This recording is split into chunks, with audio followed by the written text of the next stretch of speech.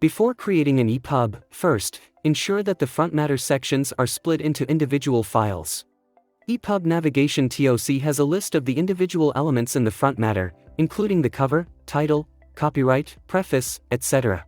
Keeping these elements as individual files before generating the EPUB will save you the need to manually include links to these pages after the EPUB is generated by PageMajik.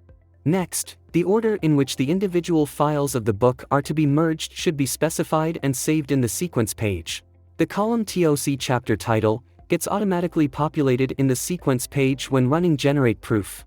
In case this column is not already populated, you can see the help video on how to generate proof from the sequence page. Ensure that the book cover is placed in the Art tab of the folder cover as an image file under the name cover.jpg. You are now ready to trigger the Generate EPUB action from the bookshelf.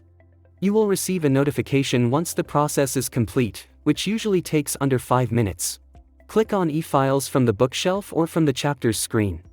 This will take you to an eFiles tab from where you can download the EPUB file and view in any reading device.